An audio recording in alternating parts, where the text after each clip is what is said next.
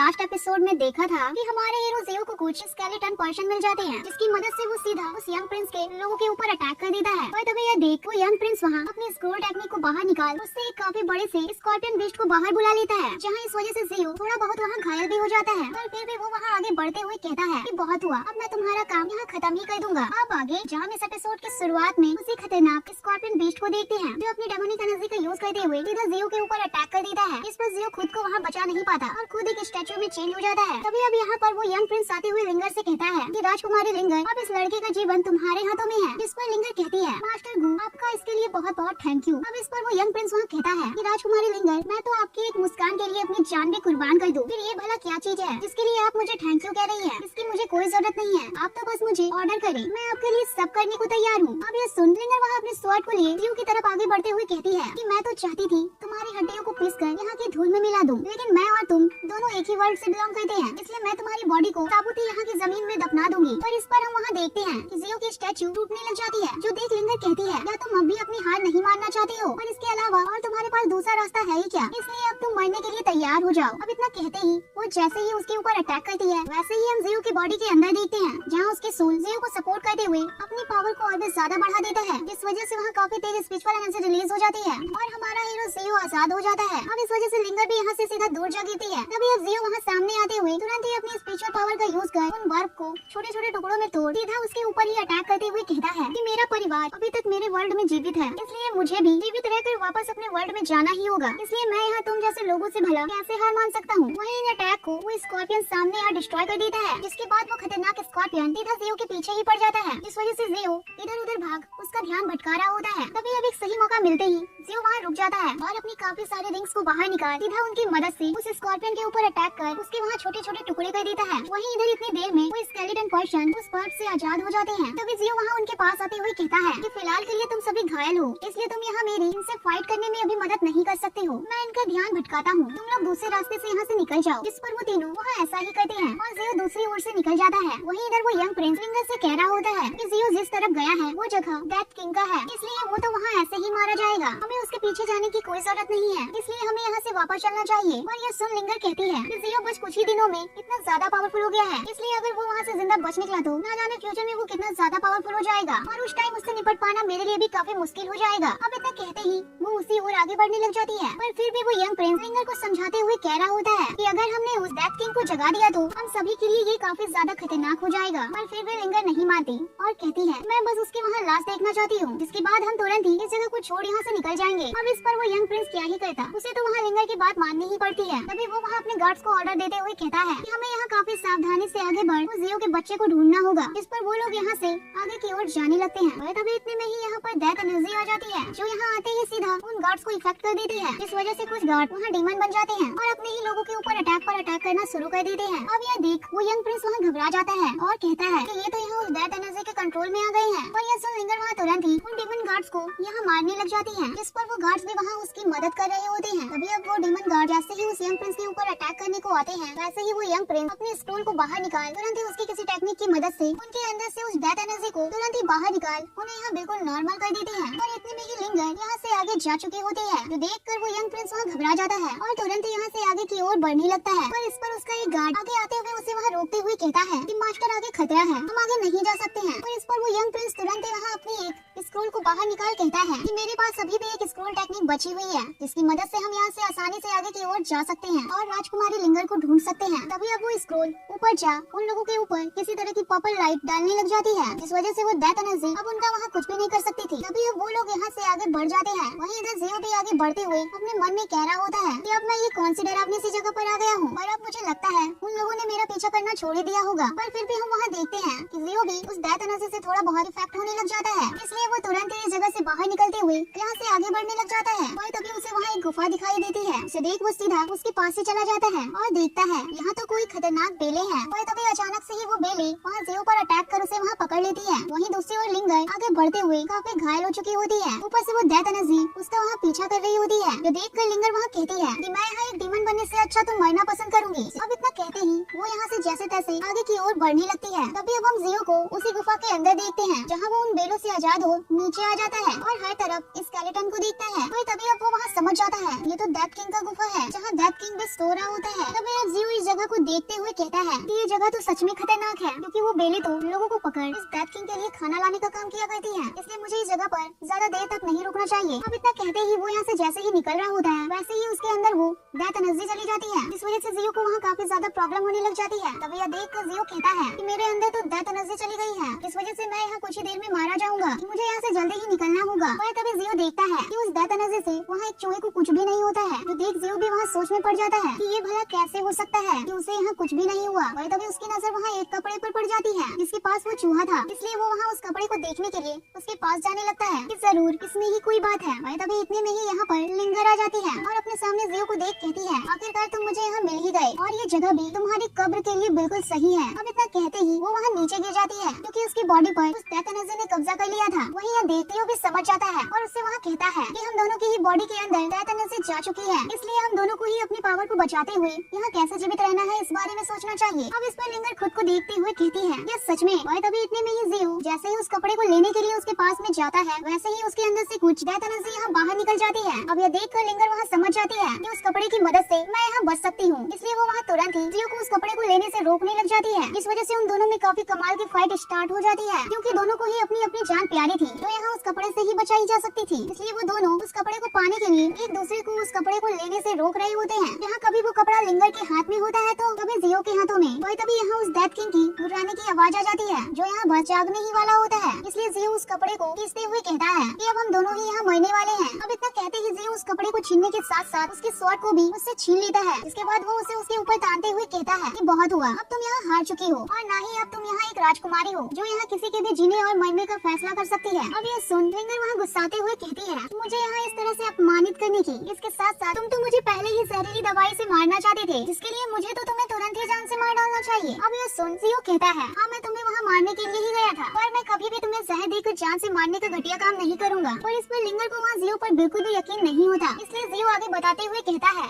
जब मैं तुम्हारे रूम के अंदर गया था तब वहाँ पहले से ही जहरीली धूप बत्ती जल रही थी, इसलिए तुम ही सोचो वहाँ उस दिन क्या हुआ था, इसने तुम्हें मारने के लिए वहाँ धूप बत्ती रखी थी। अब इतना कहते ही वो वहाँ उस दिन को याद करने लग जाती है कि उस दिन क्या क्या हुआ था और उस धूप बत्ती को तो मेरे रूम में रखने के लिए उस यंग प्रिंस ने कहा था। अब यह याद आते ही उसकी हालत वहाँ पहले से भी ज्यादा खराब होने लग जाती है, पर फिर भी वो वहाँ जियो से कहती है कि तुम्हें क्या लगता है कि मैं तुम पर विश्वास कर लूंगी। जो सुन जियो कहता है कि लड़कियाँ होती ही बेवकूफ हैं, उन्हें यहाँ सब कुछ सामने रहते हुए भी कुछ सही से दिखाई नहीं देता कि वो यंग प्रिंस बस यहाँ तुम्हारा यूज कर रहा है। और तभी इतने में ही हम वहाँ देखते हैं कि वो बेले अचानक से ही जियो को पकड़ने के लिए उसकी ओर आगे बढ़ जाती है और इस पर जियो उनसे बचते हुए तुरंत यहाँ से पीछे हट जाता है। और उस डेथ एनर्जी ने तो लिंगर को वहाँ चारों ओर से घेर लिया होता है, इसलिए यह देख जियो यहाँ से जाते हुए कहता है कि जैसा कि हम दोनों एक ही वर्ल्ड से बिलोंग करते हैं, इसलिए तुम यहाँ इनसे खुद ही निपटो। अब इतना कहते ही वो वहाँ उसके स्वॉर्ड को उसे वापस दे देता है और यहाँ से चला जाता है। वही तभी हम वहाँ देखते हैं कि यहाँ पर लिंगर को बचाने को उसकी यूनिकॉर्न आ जाती है। तभी अब दूसरी तरफ वो यंग प्रिंस अपने लोगों के साथ आगे की ओर बढ़ रहा होता है और तभी उसका एक गार्ड उसके पास आते हुए कहता है कि मास्टर मैंने उन 3 स्केलेटन वाले पर्सन को दूसरी ओर भागते जाते हुए देखा। अब ये सुनते ही वो सभी लोग उसी ओर आगे बढ़ जाते हैं। वहीं अब जियो भी उस गुफा से बाहर आ चुका था, इसलिए वो वहाँ खुद को बिल्कुल ठीक देख कहता है कि लगता है वो डेथ एनर्जी मेरी बॉडी से बाहर निकल चुकी है, इसलिए अब मुझे इस कपड़े की कोई जरूरत नहीं है। और तभी इतने में ही यहाँ पर वो तीनों लोग आ जाते हैं, जिसे देख जियो कहता है अच्छी बात है कि तुम सभी ठीक हो। और तभी इतने में ही यहाँ पर वो यंग प्रिंस पहुँच जाता है और सीधे सीधे जियो से पूछते हुए कहता है कि लिंगर कहाँ है। इस पर जियो कहता है अच्छा हुआ जो तुम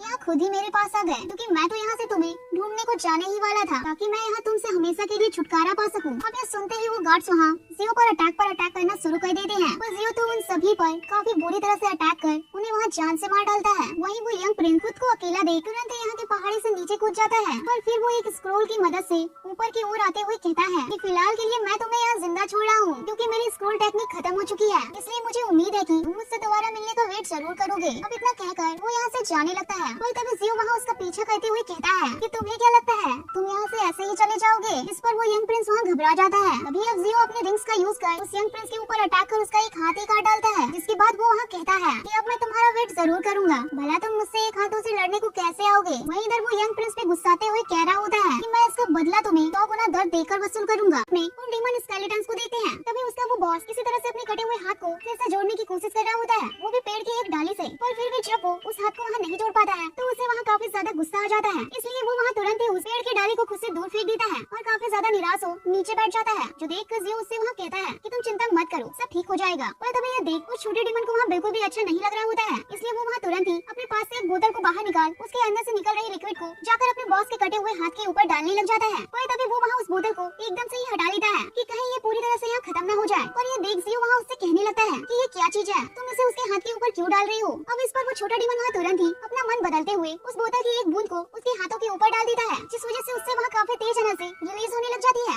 और देखते ही देखते उसका वो कटा हुआ हाथ यहाँ फिर से रिक्रिएट हो जाता है। अब यह देख सभी लोग हैरान थे। वहीं जियो यह देख एकदम से चौंकते हुए कहता है कि ये तो एनर्जी ऑफ लाइफ है, जिससे यहाँ कोई भी चीज फिर से रिक्रिएट की जा सकती है। तभी अब सभी लोग सीधा उस छोटे डीमन की तरफ देखने लगते हैं, जिस पर वो छोटा डीमन सभी को वो बोतल दिखाते हुए कहने लगता है कि इसमें अभी भी और एनर्जी है, पर मैं इसे किसी को भी नहीं दूंगा। अब यह सुन जियो कहता है ये तो सच में कमाल की चीज है। पर तभी ये देख उनमें से एक डीमन वहाँ उस बोतल को उस छोटे डीमन से छीनने लग जाता है और कहता है कि तुम इस बोतल को मुझे दे दो। पर वो छोटा डीमन उस बोतल को उस दूसरे डीमन को किसी भी हालत में नहीं देना चाहता था। अब इसे छीना झपटी में वो बोतल वहाँ से नीचे गिर जाता है, जिस वजह से उस बोतल की सारी लिक्विड वहाँ बाहर निकल नीचे जमीन पर गिर जाती है, जिस वजह से वहाँ काफी तेज एनर्जी रिलीज होने लग जाती है। और देखते ही देखते वो बंजर से जमीन पूरी तरह से हरी भरी हो जाती है, यहाँ तक कि वहाँ तो काफी सारे फूल भी निकल आते हैं, जिस वजह से वो जगह अब काफी ज्यादा सुंदर हो जाती है। अब यह देख वो सभी के सभी लोग वहाँ काफी ज्यादा हैरान थे। वहीं यह देख जियो इस एनर्जी को फील कर कह रहा होता है ये तो सच में काफी ज्यादा स्ट्रॉन्ग एनर्जी है, इसलिए मुझे अभी काफी अच्छा फील हो रहा है। तभी कुछ देर बाद जियो यहाँ आराम करते हुए उस छोटे डीमन से कहता है कि तुम्हें ये एनर्जी ऑफ लाइफ कहाँ से मिली। अब यह सुन वो छोटा डीमन कहता है कि मुझे ये एक खास जगह से मिली थी, तो मैंने इसे एक बोतल के अंदर भर लिया था और अब वो बोतल यहाँ पूरी तरह से खत्म हो गई है।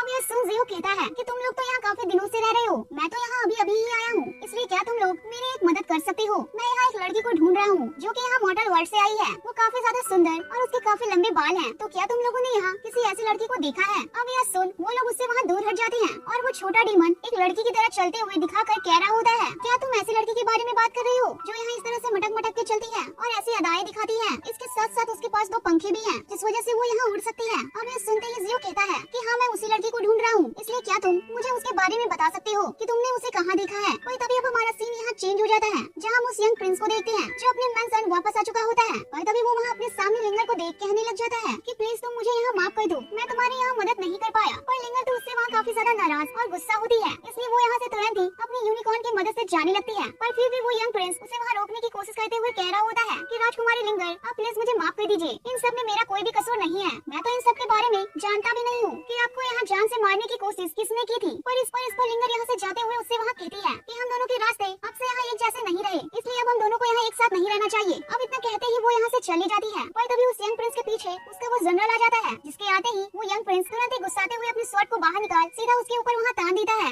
और कहता है कि जरूर इन सब में तुम्हारा ही हाथ होगा। पर इस पर वो जनरल बिना कोई डरे ही कहने लग जाता है कि मास्टर आपको यहाँ पहले अपने फैमिली के बारे में सोचना चाहिए, आपको उन्होंने जो काम दिया था उस ड्रैगन किंग को पकड़ने का, सो आपको वही करना चाहिए। अब उस ड्रैगन किंग का नाम सुनते ही वो यंग प्रिंस वहाँ शांत हो जाता है और कहता है कि उसे तो मैं पकड़ ही लूंगा, पर उससे पहले मुझे उस जियो के बच्चे को यहाँ जान से मार अपने दिल में लगी नफरत की आग को बुझाना होगा, तभी मैं यहाँ शांति से रह सकता हूँ। अब इतना कहते ही हमारा सीन यहाँ चेंज हो जाता है, जहाँ हम लिंगर को देखते हैं जो अभी भी उस यूनिकॉर्न के ऊपर ही बैठ यहाँ से आगे की ओर बढ़ रही होती है। पर तभी अचानक से ही उसकी हालत वहाँ खराब हो जाती है और वो वहीं चक्कर खाकर बेहोश हो जाती है। अब यह देख वो यूनिकॉर्न तुरंत ही उसे लेकर एक नई सी जगह पर आ जाती है, जहाँ आते ही वो खुद ब खुद होश में आ जाती है। तभी अब हमें इस जगह को दिखाया जाता है जो काफी ज्यादा सुंदर होता है। अब इस जगह को देख लिंगर भी वहाँ हैरान थी कि ये भला कौन सी जगह है, यहाँ के पेड़ पर तो एक ह्यूमन फेस बना हुआ है। पर तभी इतने में ही वो यूनिकॉर्न वहाँ पास के ही तालाब में पानी पीने लग जाती है। पर तभी इतने में ही लिंगर यहाँ कुछ महसूस कर कहने लग जाती है कि मुझे यहाँ काफी तेज ब्रीथ ऑफ लाइफ फील हो रही है। पर तभी अचानक से यहाँ पर कुछ ग्रीन रूट्स आ जाती है जो यहाँ आते ही सीधा लिंगर के ऊपर अटैक करना शुरू कर देती है। अब ये देख लिंगर अपनी स्वॉर्ड की मदद से उन्हें वहाँ संभालने की कोशिश कर रही होती है, पर लिंगर तो यहाँ पहले से ही घायल थी, इसलिए वो वहाँ उसे ज्यादा देर तक नहीं संभाल पाती और उन रूट्स के अंदर ही कैद हो जाती है। पर ये देखते ही वो यूनिकॉर्न तुरंत ही उसे बचाने के लिए उस रूट के अंदर चली आती है, जहाँ आते ही वो वहाँ अपनी पावर का यूज कर उन रूट से लिंगर को आजाद कर देती है। पर तभी यहाँ पर एक आवाज आ जाता है जो वहाँ उससे कह रहा होता है कि हमारा यूनिकॉर्न फैमिली से काफी अच्छा रिलेशन है, इसलिए वो जब चाहे यहाँ पर आ सकती है, पर यहाँ पर किसी ह्यूमन का आना अलाउड नहीं है। अब ये सुन वो यूनिकॉर्न वहाँ तुरंत ही अपनी किसी फॉर्मेशन को एक्टिवेट करने लग जाती है, जिसे देख वो आवाज वहाँ समझ जाता है कि वो लड़की इस यूनिकॉर्न की मालिक है। अब ये समझते ही वो रूट सीधा वहाँ पानी के अंदर जाकर एक लिक्विड एनर्जी ड्रॉप को बाहर ले आती है और तुरंत ही जाकर लिंगर के हाथों में दे देती है, जिस वजह से उसके अंदर से कुछ एनर्जी यहाँ रिलीज होने लग जाती है और देखते ही देखते लिंगर यहाँ पूरी तरह से ठीक और स्ट्रॉन्ग हो जाती है। तभी अब हमारा सीन यहाँ चेंज हो जाता है, जहाँ हम एक नई सी जगह पर जियो को देखते हैं जो यहाँ मिस लैंड को ढूंढने के लिए आया हुआ था, क्योंकि उसका पता उन डेमंस ने ही बताया था। तभी अब हम वहाँ पानी के अंदर देखते हैं हैं कि एक लड़की मछलियों के साथ में तैर रही होती है और उनसे काफी तेज आगे बढ़ते हुए सीधा पानी से बाहर आ जाती है। वहीं यह देख जियो हैरान हो जाता है और कहता है लगता है यही गॉडेस लैन है। तभी वो वहाँ उसे देखते हुए कहता है कि आप जरूर गॉडेस लैन है। मैं आपको यहाँ ना जाने कब से ढूंढ रहा था, क्योंकि मैं यहाँ गलती से आपके साथ इमॉर्टल वर्ल्ड के अंदर आ गया हूँ, मॉर्टल वर्ल्ड से। इसलिए प्लीज आप यहाँ फिर से उस हेवन गेट को ओपन करें और मुझे अपने घर वापस भेज दें। अब यह सुन वो गर्ल वहाँ अपनी पावर को एक्टिवेट करते हुए अपनी पंखों को यहाँ बाहर निकाल लेती है और जियो से कहती है कि मुझे हेवन गेट को ओपन करना नहीं आता है और तुम यहाँ इस दुनिया में गलती से आ गए हो, इसलिए चलो मैं यहाँ तुम्हें थोड़ा आजमा कर देखती हूँ। अब यह सुनते ही जियो वहाँ समझ आता है कि ये गॉडेस लैंड नहीं है बल्कि ये तो कोई और है। अब इतना कहते ही हम वहाँ देखते हैं कि वो गर्ल वहाँ काफी तेजी के साथ जियो के पास आ उस पर अटैक करना शुरू कर देती है और जियो उसकी सारी की सारी अटैक से वहाँ काफी आसानी से बच जाता है। तभी यह देख वो गर्ल वहाँ रुक जाती है और कहती है तुम तो सच में काफी ज्यादा अच्छे निकले एक मॉर्टल वर्ल्ड से आने के बाद भी, और अब तुम एक इमॉर्टल वर्ल्ड के अंदर पहुँच गए हो, इसलिए तुम तो यहाँ अपनी कल्टीवेशन करके और भी ज्यादा पावरफुल हो जाओगे। और फिर भी तुम इस जगह को छोड़ वापस से मॉर्टल वर्ल्ड में जाना चाहते हो। और तुम मुझसे यहाँ डरो मत, मैं यहाँ एक इमॉर्टल सेक्ट का डिसाइपल हूँ। अब इमॉर्टल सेक्ट का नाम सुनते ही जियो वहाँ थोड़ा चौंक जाता है, क्योंकि उसने पहले जिन लोगों को यहाँ मारा था वो भी इमॉर्टल सेक्ट से ही बिलोंग करते थे। और तभी अचानक से ही यहाँ पर कुछ हलचल हो जाती है, जहाँ वो लोग आसमान की ओर देखने लग जाते हैं। अब ये देख वो गर्ल वहाँ कहती है कि फिलहाल के लिए मैं यहाँ से चलती हूँ, तुम अपना ख्याल रखना। अब इतना कहते ही वो यहाँ से उसी ओर जाने लगती है, जहाँ यह देख जियो को वहाँ थोड़ा अजीब लग रहा होता है, इसलिए वो भी यहाँ से उसी ओर जाने लगता है। जहाँ कुछ देर बाद जब वो वहाँ उस जगह पर पहुँच जाता है तो वो वहाँ देखता है कि यहाँ तो काफी सारे आपके गोले की बारिश हो रही है। और तभी हम वहाँ पानी में एक काफी पावरफुल से मॉन्क को देखते हैं जो उसी पानी के ऊपर से किनारे की ओर आ रहा होता है। अब ये देख जियो हैरान हो जाता है कि ये यहाँ इतना खतरा होने के बाद भी काफी आसानी से आगे की ओर बढ़ रहा है। तभी अब वो यहाँ की सभी लहरों को पार कर आखिरकार किनारे पर पहुँच जाता है। अब उसे देख जियो कहता है ये तो मुझे कोई धर्मा मॉन्क लग रहा है। तभी वो मॉन्क अचानक से जियो के सामने आते हुए कहता है कि मैं एक धर्मा मॉन्क हूँ, पर क्या तुमने यहाँ किसी और मॉन्क को देखा है? वो असल में मेरा भाई है जिसे मैं यहाँ काफी दिनों से ढूंढ रहा हूँ। अब इस पर जियो कहता है नहीं मैंने उसे नहीं देखा। और तभी अचानक से ही वहाँ एक काफी बड़ा सा आग का गोला उनके ऊपर आकर गिर जाता है, जिस वजह से जियो तुरंत यहाँ से पीछे हट जाता है और वो मॉन्क वहीं के वहीं खड़ा रह जाता है, क्योंकि उसे पहले से ही पता था कि उसे वहाँ कुछ भी नहीं होने वाला है। तभी अब वो वहाँ आसमान की ओर देखते हुए कहता है कि मुझे तो यहाँ यकीन ही नहीं हो रहा कि मुझे यहाँ 2 डेमी गॉड्स की फाइट देखने का मौका मिल रहा है। अब डेमी गॉड्स का नाम सुनते ही जियो वहाँ उसे पूछते हुए कहता है कि डेमी गॉड्स क्या होते हैं, जिस पर वो मॉन्क वहाँ उसे बताते हुए कहता है कि डेमी गॉड्स वो होते हैं जो कि हेवन और अर्थ की पावर को कंट्रोल कर सकते हैं और ये जब भी चाहे हेवन और अर्थ के रियलम से निकलकर किसी भी दूसरे रियलम में जा सकते हैं। तभी अब हमें आसमान का सीन दिखाया जाता है, जहाँ 2 गॉडेस एक दूसरे से काफी जबरदस्त फाइट कर रही होती है, जिसमें से जो येलो गॉडेस होती है वो कोई ड्रैगन क्लेन से बिलोंग करती थी और जो पर्पल गॉडेस होती है वो किसी डीमन क्लेन से बिलोंग करती थी,